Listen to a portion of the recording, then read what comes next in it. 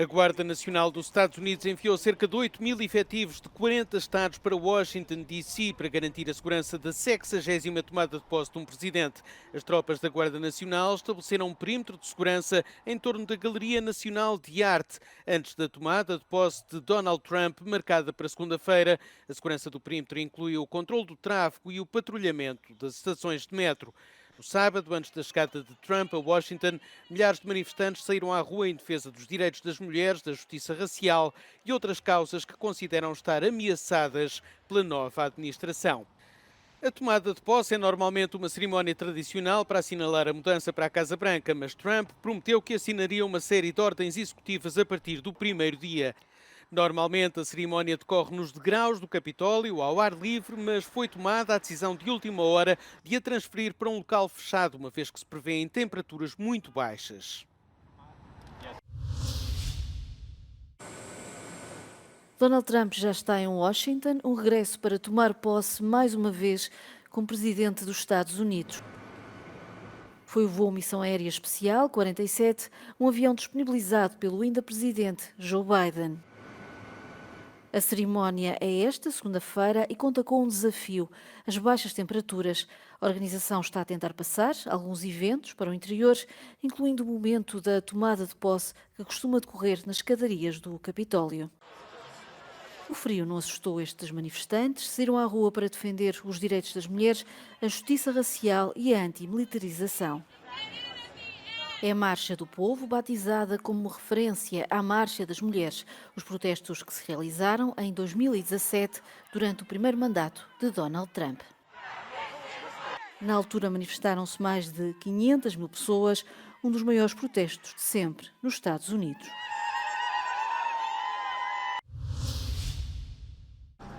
O TikTok devia fechar nos Estados Unidos amanhã, o último dia da presidência de Joe Biden, mas Biden não vai aplicar a proibição. Num comunicado, a secretária de imprensa, Karine Jean-Pierre, diz que o momento não é oportuno. A aplicação da proibição vai passar para o governo de Donald Trump. Na sexta-feira, o Supremo Tribunal norte-americano decidiu manter a lei do TikTok, um diploma que impunha a proibição da plataforma, a não ser que fosse vendida. O tribunal considerou que o TikTok era um risco para a segurança nacional devido aos laços da empresa proprietária, a ByteDance, com a China. Para já, Donald Trump ainda não disse o que vai fazer, mas nos últimos tempos tem falado do TikTok de uma forma favorável. Diz que o ajudou a chegar aos eleitores mais novos. Isto apesar de, no primeiro mandato, ter começado o processo de proibição. E é assim que o TikTok ganha mais uns dias de vida nos Estados Unidos. São os últimos retoques para o segundo mandato de Donald Trump e as primeiras conversas com líderes mundiais. O presidente da China, Xi Jinping, não vai estar presente, vai ser representado pelo vice-presidente Hang Seng, mas na sexta-feira falou ao telefone com Trump. O Ministério dos Negócios Estrangeiros da China deu alguns detalhes da conversa. Os dois líderes falaram sobre comércio, sobre fentanil e também sobre o assunto do momento, a proibição do TikTok nos Estados Unidos. Taiwan vai marcar presença na tomada de posse com esta delegação aqui no aeroporto antes da partida. São 7 deputados liderados pelo presidente do Parlamento. O grupo quer manter as boas relações com os Estados Unidos, tendo em conta as pretensões de Pequim sobre a ilha e a possibilidade do uso da força. Nos últimos 4 anos, Joe Biden adotou uma abordagem comedida em relação a Taiwan. Mas com Donald Trump esta relação pode enfrentar dificuldades. É que Trump já disse que Taipei deve pagar pelo apoio militar. Cessar fogo na faixa de Gaza, um momento há muito esperado por ativistas em todo o mundo. No sábado, as capitais europeias voltaram a ser palco de manifestações. Esperam que este acordo leve a uma paz duradoura, apesar de Israel dizer que é temporário. Em Paris, houve apelos ao regresso dos reféns, uma manifestação durante a visita de famílias de reféns israelitas. O grupo reuniu-se com as autoridades francesas e com instituições judaicas na cidade. Em Madrid, estes manifestantes lembraram as vítimas palestinianas. Alguns seguraram cartazes a dizer paz justa, outros pediram ao governo espanhol que boicotasse Israel. Manifestações também em Lisboa. Milhares de pessoas protestaram contra todas as guerras e pediram a paz. O protesto organizado por sindicatos e por grupos da sociedade civil. E em Londres, milhares de manifestantes fizeram um comício, isto depois da polícia não ter permitido uma manifestação que passava junto a uma sinagoga. Um protesto em Kiev, na Ucrânia.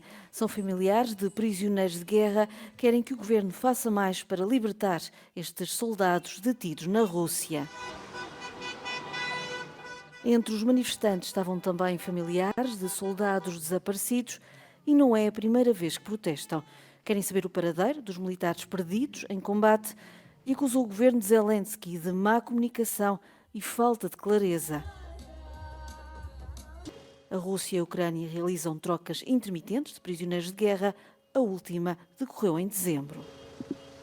Também em Kiev houve mais um ataque russo com mísseis e drones. Pelo menos 3 pessoas morreram e outras 3 ficaram feridas. O ataque danificou uma conduta de água e destruiu a entrada de vidro de uma estação de metro que teve de ser encerrada temporariamente. Um comunicado diz que a Força Aérea abateu 2 mísseis e 24 drones. A cidade de Kryvyi Rih, no centro da Ucrânia, foi alvo de um ataque aéreo russo. Pelo menos 4 pessoas morreram, 3 mulheres e um homem. O ataque destruiu parcialmente uma instituição de ensino e danificou edifícios residenciais na zona. Нема слів ні в оправдання. Яке оправдання? Це дійсно геноцид проти мирних навчальних закладів. Outras 14 pessoas ficaram feridas, incluindo 4 crianças. Kryvyi Rih tem uma população de cerca de 660 mil habitantes. É a cidade onde nasceu Volodymyr Zelensky, o presidente ucraniano. Zelensky comentou o ataque, disse que se a Ucrânia tivesse recebido os sistemas de defesa aérea que pediu, o míssil teria sido interceptado. O Partido Popular Europeu, o PPE, reuniu-se em Berlim, um encontro para definir as prioridades para 2025. Elas são travar a extrema-direita, combater a migração irregular e aumentar a competitividade. O anfitrião foi Friedrich Merz, líder da CDU e candidato a chanceler da Alemanha. In den letzten 3 Jahren in Deutschland über 300.000 Arbeitsplätze in der Industrie verloren, auch wegen der übermäßigen Regulierung der nationalen und der europäischen Regulierung. Friedrich Merz também se encontrou com a líder da Comissão Europeia, Ursula von der Leyen, e do Parlamento Europeu, Roberta Metsola, ambas do PPE. Um encontro em que elogiou a Suécia e a Itália por tomarem medidas para combater a imigração irregular. Na declaração final, o PPE disse que pretende combater as redes de contrabando com controlos fronteiriços mais fortes e mais parcerias no Mediterrâneo. Uma corrida contra o tempo para salvar as vítimas do acidente numa estância de esqui em Huesca, no nordeste de Espanha. Pelo menos 30 pessoas ficaram feridas, 8 em estado grave, 9 com ferimentos muito graves. Foram retiradas da montanha por 4 helicópteros e 10 ambulâncias. O acidente ocorreu quando uma parte do teleférico caiu. É como que já saiu cable e de repente ha empezado a botar toda a silla. Las sillas han botado y ha salido la gente saliendo, la gente volando, piruetas. Entre os feridos há uma mulher em estado muito crítico. Foi transportada de helicóptero para o Hospital de Saragoça, a capital da região. Entretanto, a estância de esqui foi completamente evacuada e encerrada. Há também investigações a decorrer. Para já, as autoridades dizem que o acidente foi provocado por uma peça partida nas extremidades do teleférico. Dezenas de milhares de manifestantes em Belgrado. Um protesto junto ao edifício da RTS, a estação estatal da Sérvia, acusam a estação de fazer uma cobertura parcial a favor do governo. Mas este não é um protesto isolado. Estas manifestações na Sérvia estão a decorrer desde novembro, quando caiu uma cobertura de betão de uma estação de comboios na cidade de Novi Sad. Inicialmente os protestos visavam o acidente e alegações de corrupção durante a renovação da estação. Mas as reivindicações foram aumentando e passaram a mostrar a insatisfação com o governo do presidente Aleksandar Vučić. A televisão estatal é agora também visada, sobretudo depois de ter transmitido declarações do presidente sobre estes manifestantes. disse que foram pagos por agentes estrangeiros. Estes protestos são o centro de tensão na Sérvia. Na sexta-feira, um condutor avançou com um carro sobre a multidão. Um estudante ficou gravemente ferida.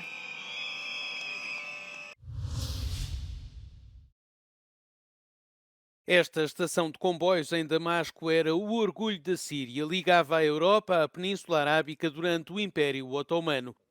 Agora, alguns esperam que ela possa ser um símbolo do renascimento do país após a queda do regime de Assad em dezembro passado. Gerações da família de Mazen Mala, incluindo ele próprio, trabalhavam na estação de Kadam antes de esta ser destruída durante a guerra.